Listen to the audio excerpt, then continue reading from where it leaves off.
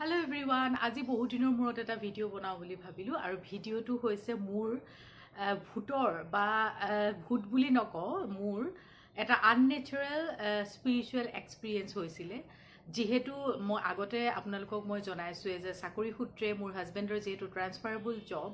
অকল হাজবেণ্ডৰে নহয় মোৰ দেউতাৰো ট্ৰান্সফাৰেবল জব আছিলে গতিকে আমি অসমৰ বিভিন্ন ঠাইত সৰুৰে পৰাই ঘূৰি ফুৰাৰ অভিজ্ঞতা আছে আৰু গভৰ্ণমেণ্ট কোৱাৰ্টাৰবোৰত যেতিয়া থাকোঁ আপোনালোকে সকলোৱে নিশ্চয় জানে গভৰ্ণমেণ্ট কোৱাৰ্টাৰবোৰ খুব বেছি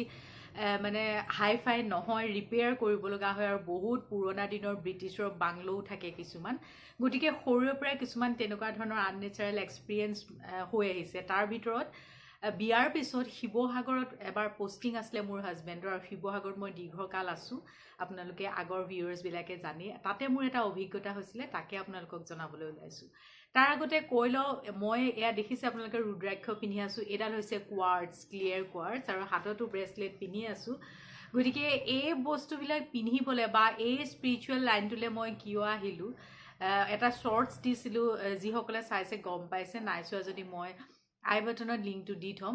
মোৰ পৰিৱেশটো ঘৰখনো এনেকুৱা আছিলে মোৰ মায়ে কোনোদিন জীৱনত এটা আঙুঠি পিন্ধি নাপালে ভগৱানক প্ৰাৰ্থনা কৰাৰ বাহিৰে মায়ে কোনো ধৰণৰ ভূত আননেচাৰেল এক্সপিৰিয়েঞ্চ কিবা এইবিলাক একদমেই বিশ্বাস নকৰে মায়ে সদায় কয় যে মই 4টা ল'ৰা ছোৱালী ডাঙৰ কৰিলোঁ কোনোদিন হাতত এডাল ৰছী বান্ধি পোৱা নাই এডাল আঙুঠি এটা পিন্ধি পোৱা নাই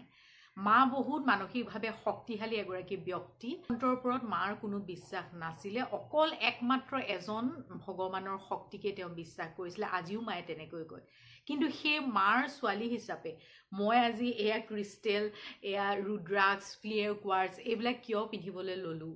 মোৰ জীৱনৰ কিছুমান বহুত এক্সপিৰিয়েঞ্চ আছে যিবিলাক ভিডিঅ' কৰিবলৈ আচলতে মই ভবাই নাই ভিডিঅ' কৰি আপোনালোকক জনাম বুলি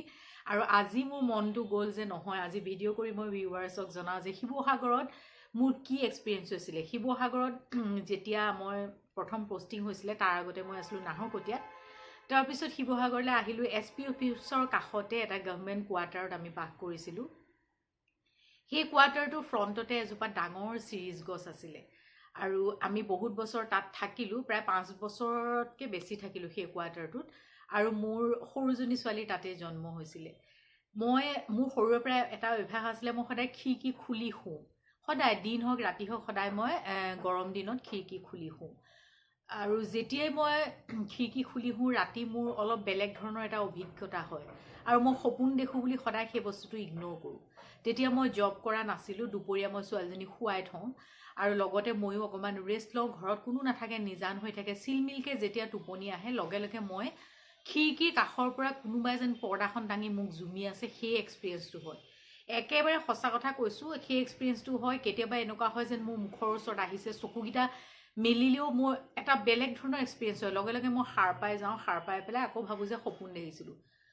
বাৰে বাৰে সেই এক্সপিৰিয়েঞ্চটো হয় ৰাতি যেতিয়া খিৰিকী খুলি শুওঁ তেতিয়া এক্সপিৰিয়েঞ্চ হয় লাহে লাহে দুপৰীয়া যেতিয়া মই শুওঁ বা ৰেষ্ট লওঁ তেতিয়াও মোৰ সেই এক্সপিৰিয়েঞ্চটো হ'বলৈ ধৰিলে তাৰপিছত লাহে লাহে মোৰ সৰু ছোৱালীজনী বেমাৰ নুগুচা হ'ল অনবৰতে বেমাৰ হৈ থাকে আৰু যিহেতু আমি ট্ৰান্সফাৰেবল জব সেইটো কাৰণে খুব বেছি মানুহৰ লগত আমাৰ হলি গলি নাছিলে এদিন মোৰ ডাঙৰজনী ছোৱালীৰ লগৰ এজনীৰ ঘৰলৈ গৈছিলোঁ তাতে মাকে ক'লে আপোনালোকে যে সেই কোৱাৰ্টাৰটোত থাকে আপোনাৰ যিহেতু সৰু বাচ্ছা আছে আপুনি চাদৰ ওপৰলৈ ছোৱালীজনী নিনিব আৰু সন্ধিয়া বাহিৰলৈ নুলিয়াব মই সেই কথাটো অলপ আচৰিত হ'লোঁ যে কি কাৰণে ক'লে সুধিছিলোঁ মই কিয় এনেই কৈছোঁ আৰু সৰু ল'ৰা ছোৱালী যে নুলিয়াব এনেকৈ বুলি ক'লে তাৰপিছত মই ঘৰলৈ গুচি আহিলোঁ সৰুজনীৰ বেমাৰ নুগুচা হ'ল তাত ইটোৰ পিছত সিটো বেমাৰ হৈ থাকে আৰু মই সেই এক্সপিৰিয়েঞ্চটো বাৰে বাৰে পাবলৈ ধৰিলোঁ ৰাতি নহয় মই দিনতো দুপৰীয়া যেতিয়া অকণমান ভাগৰ মাৰোঁ তেতিয়াও মই পোৱা হ'লোঁ তাৰপিছত সেই কথাটো মোৰ মনত পৰিলে যে মানুহগৰাকীয়ে কিয় তেনেকৈ কৈছিলে ওচৰ চুবুৰীয়াক সোধা পোছা কৰিলত ক'লে যে এই চিৰিজ গছজোপাতেই কিবা এটা আছে গধূলি বা ৰাতি সেইফালে অহা বাটৰুৱাই সেইটো এক্সপিৰিয়েঞ্চ কৰিছে আৰু কোনে সেই বস্তুটো পুহিছে সেইটোও মোক ক'লে আমাৰ ঘৰৰ বেক চাইডে এজন মানুহ আছিলে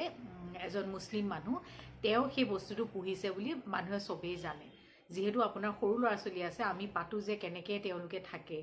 মই বোলে আগতে কিয় নক'লে কৈছে ক'বলৈও দিগদাৰ লাগে আপুনি ভয় খাব পাৰে বা আপোনাৰ লগত ইমান আমাৰ টাৰ্মছো নাই সেইটো কাৰণে নক'লোঁ বুলি ক'লে তাৰপিছত মই যেতিয়া মোৰ সৰু ছোৱালীজনী অসুখ বিসুখ নুগুচা হ'ল বাৰে বাৰে মই সেই এক্সপিৰিয়েঞ্চটো পালোঁ মই এজন চুৱা মানুহৰ ওচৰলৈ গ'লোঁ সেইবিলাক বস্তু বিশ্বাস নকৰা মানুহজনী মই নিজে এজন চুৱা মানুহৰ ওচৰলৈ গ'লোঁ গৈ দেখুৱালোগে আৰু তেওঁ চাই পেলাই ক'লে যে এটা জিন সেই চিৰিজ গছজোপাত আছে আৰু সেই জিনটো বহুত বেছি পুৰণা আৰু তেওঁৰ বাসস্থান সেই গছজোপাই তেওঁৰ বাসস্থান আৰু সেই বস্তু জিনটো এনেকুৱা ধৰণৰ জিন মানুহৰ ভালৰ কাম নকৰে সি বেয়াৰহে কৰে তাৰ পিছতে মই আচলতে এইবিলাক বস্তু বিলিভ কৰিবলৈ ল'লোঁ আৰু সেই মানুহজনৰ পৰাই মই প্ৰতিকাৰ ল'লোঁ তাৰপিছত লাহে লাহে ভাল হ'ল যদিও সেই জিনটো তাৰ পৰা খেদাৰ আমাৰ হাতত কোনো উপায় নাছিলে লাহেকৈ আমি কোৱাৰ্টাৰটো এৰি দিলোঁ এওঁ ট্ৰান্সফাৰ হৈ গ'ল তিনিচুকীয়ালৈ আৰু পিছত সেই যিজন মানুহে পুহিছিলে তেওঁ নিজেই স্বীকাৰ কৰিলে যে হয় তেনেকুৱা এটা বস্তু তেওঁ পুহিছিলে বৰ্তমান সেই মানুহজনৰ মৃত্যু হৈছে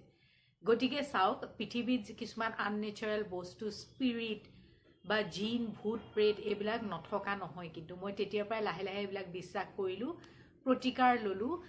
গভৰ্ণমেণ্ট কোৱাৰ্টাৰত অসমৰ বিভিন্ন জেগাত ঘূৰি বহুত এক্সপিৰিয়েঞ্চ হ'ল আজি প্ৰথম এই এক্সপিৰিয়েঞ্চটো আপোনালোকৰ আগত জনালোঁ আৰু বহুত এক্সপিৰিয়েঞ্চ আছে পিছৰ ভিডিঅ'ত মই আপোনালোকক জনাম আৰু তেতিয়াৰ পৰাই মই স্পিৰিচুৱেলিজিমত বিশ্বাস কৰা হ'লোঁ আৰু তন্ত্ৰ মন্ত্ৰ এইবিলাকৰ বিশ্বাস কৰা হ'লোঁ তন্ত্ৰ মন্ত্ৰ বহুত শক্তি আছে নাভাবিব যে আপোনালোকে তন্ত্ৰ মন্ত্ৰৰ শক্তি নাই মই দুইটা বস্তুৱে এক্সপিৰিয়েঞ্চ কৰিছোঁ কাৰণ আমাৰ শংকৰদেৱেও আমাৰ সংস্কৃতি বহুত ৰিচ কৰি থৈ গৈছে মোৰ মাৰ ঘৰখন যিহেতু শংকৰী তেওঁলোকে কোনো মূৰ্তি পূজা নকৰে তন্ত্ৰ মন্ত্ৰ বিশ্বাস নকৰে কিন্তু মই কৰোঁ